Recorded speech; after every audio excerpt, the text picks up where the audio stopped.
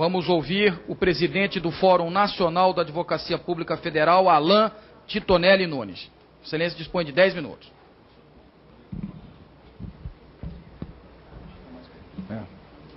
Primeiramente, queria dar uma boa tarde a todos aqui presentes.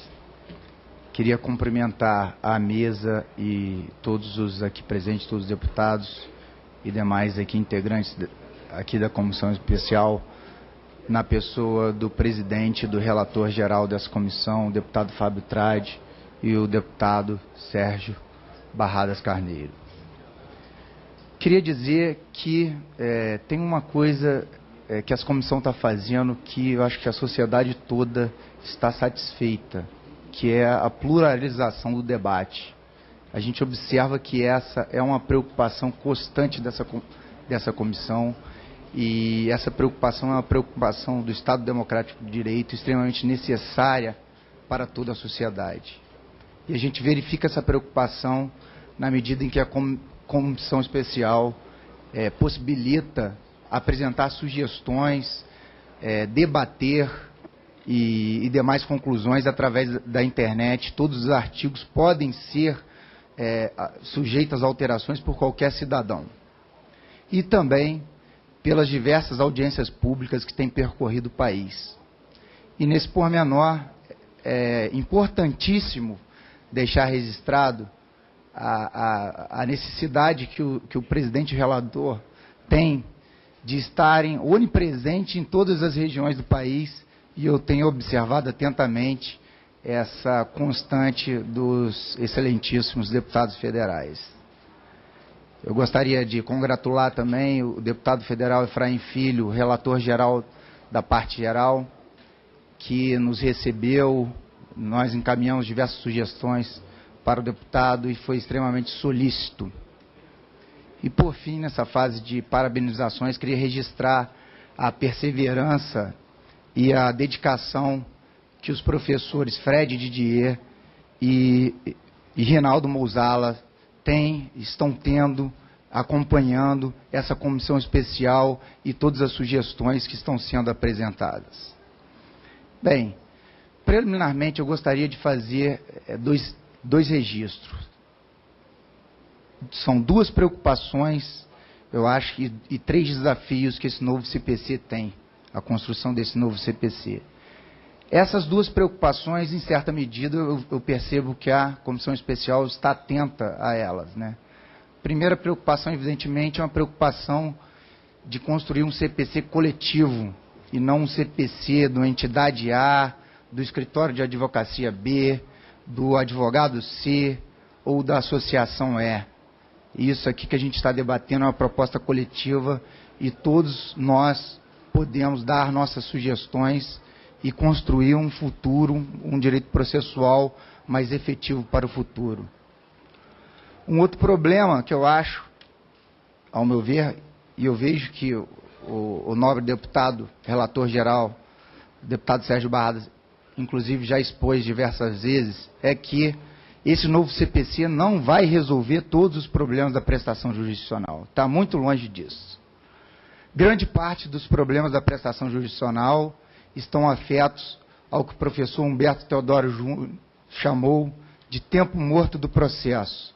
É aquele período em que o processo tramita na Secretaria Judiciária.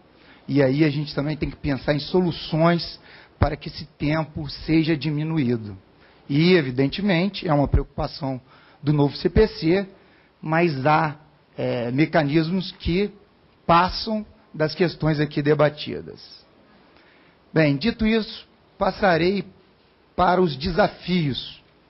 Eu acho que o principal desafio desse novo CPC é a busca pela efetividade.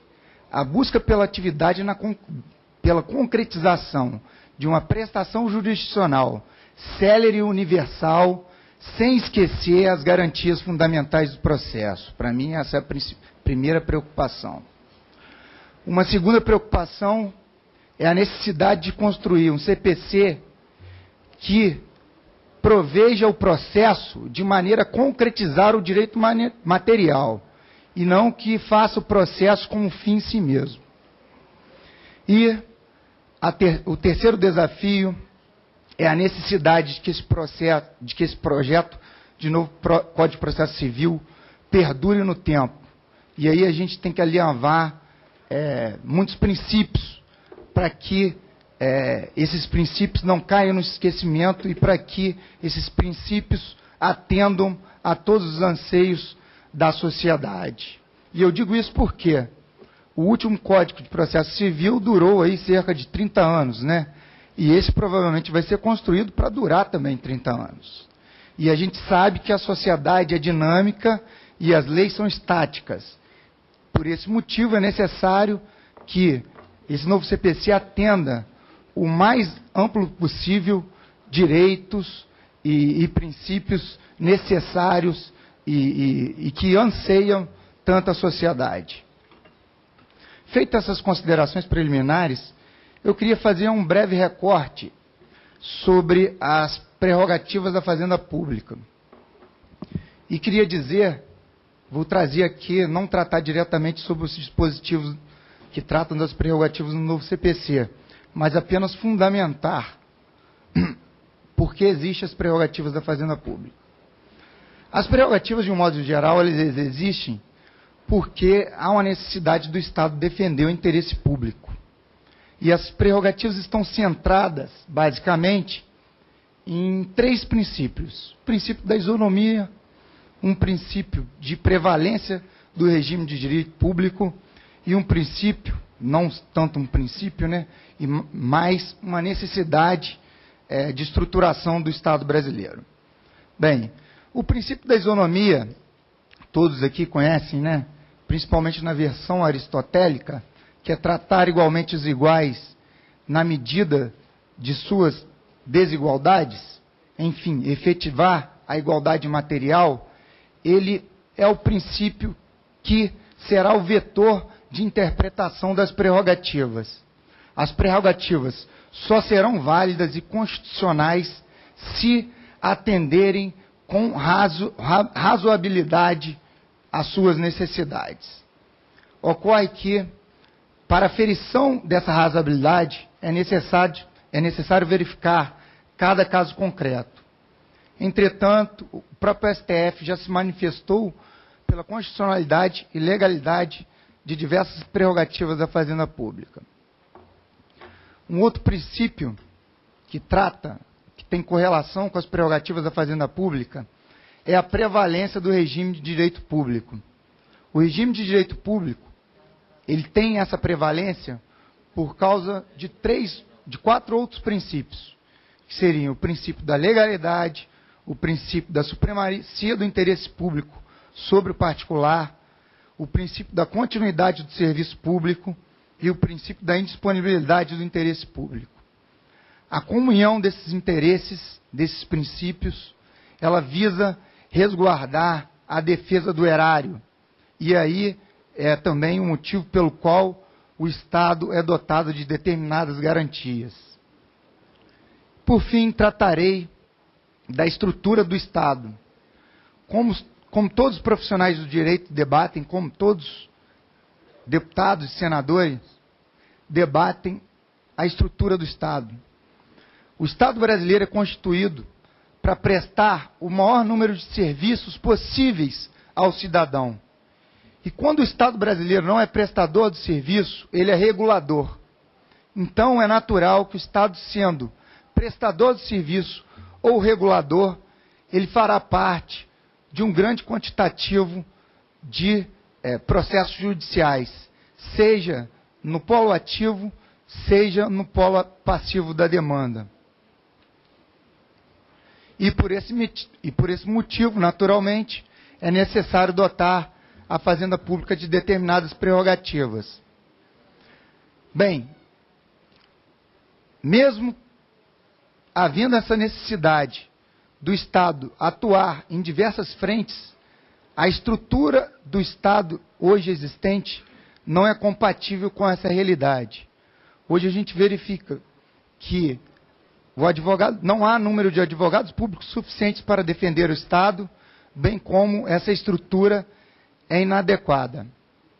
Numa comparação com a iniciativa privada, em 2 aspectos específicos, a gente poderia ressaltar que a advocacia privada ela tem um viés visivelmente econômico. E na medida em que é uma demanda judicial, o profissional do direito ou o escritório irá contratar mais profissionais para atenderem aquela demanda, ou, naturalmente, se quiser continuar mantendo a eficiência do respectivo escritório, vai deixar de pegar mais uma causa para estar atuando em juízo. Mas essa realidade é diferente para o poder público, que o poder público não pode escolher as causas. Ele tem que atuar em todas as causas em que ele é parte. Então, naturalmente, que é necessário dotar o poder público de determinadas garantias na medida em que ele tem que atuar em todas essas ações judiciais. E aí presidente, a gente... pela ordem. Estou sendo informado, eu como vice-líder do PMDB, Pode. como vice-líder do PMDB, queria comunicar aqui aos nossos colegas que abriu agora um novo painel. Estão pedindo a presença de Vossas Excelências para nós podermos exatamente... isso é com relação à DRU. Perfeitamente. Então nós estamos pedindo... Nós vamos fazer o seguinte, nós vamos apenas dar tempo para que o Alain Titonelli Nunes termine o seu pronunciamento, faltam 3 minutos, e depois nós vamos suspender os trabalhos para depois retomá-los. Muito obrigado. Tudo bem, já estou indo para a fase final aqui. Então, essa lógica, ela não pode ser transposta para a administração pública. Por quê? Se a cada enxurrada de ações houvesse a necessidade de contratar diversos advogados públicos, o Estado se tornaria inviável, porque para contratar um procurador é necessário o respeito ao princípio da legalidade, do concurso público e da reserva orçamentária. E, naturalmente, o orçamento público não suportaria a contratação de todos esses advogados públicos necessários à defesa imediata do Estado. Uma outra diferença entre a advocacia pública e a advocacia privada é a proximidade em que o advogado privado tem dos fatos da ação. O advogado privado sempre é subsidiado pelo seu cliente do maior número de fatos possíveis para estar fazendo a defesa do seu cliente.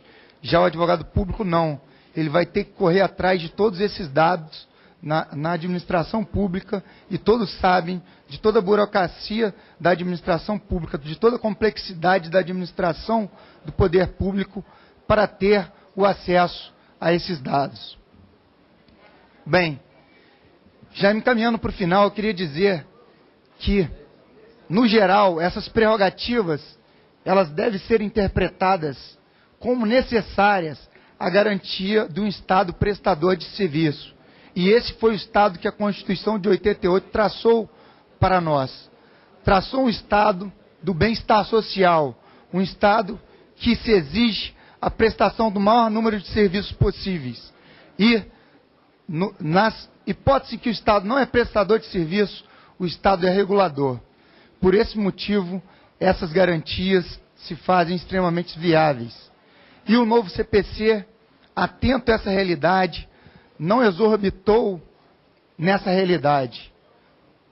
Coube ao legislador, aqui, a Câmara dos Deputados, fazer essa conveniência de oportunidade e razoabilidade de todas essas garantias atinentes à advocacia pública, e entendeu por bem que a maior parte dessas garantias eram necessárias e condizentes com o Estado Democrático de Direito e com essa nova ordem jurídica que está posta.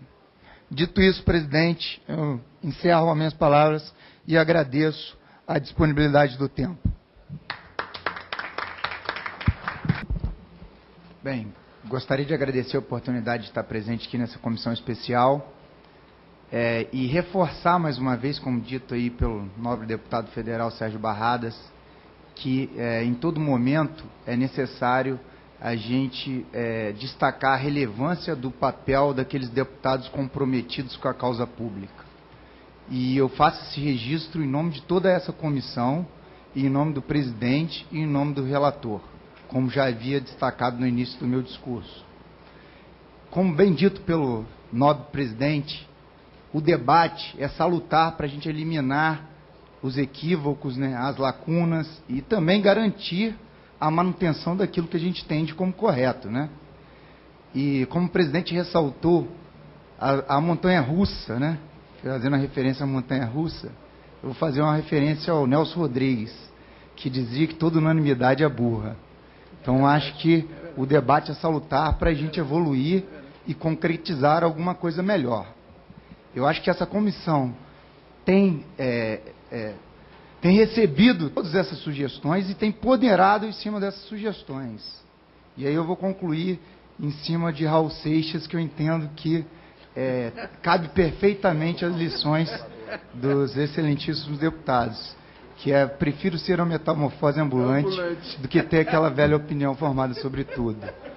As minhas sugestões eu já encaminhei ao nobre deputado relator, Sérgio Barradas, mas assim que tiver outras encaminharei, porque eu sei da sua disponibilidade e do seu comprometimento com a causa pública. Muito obrigado.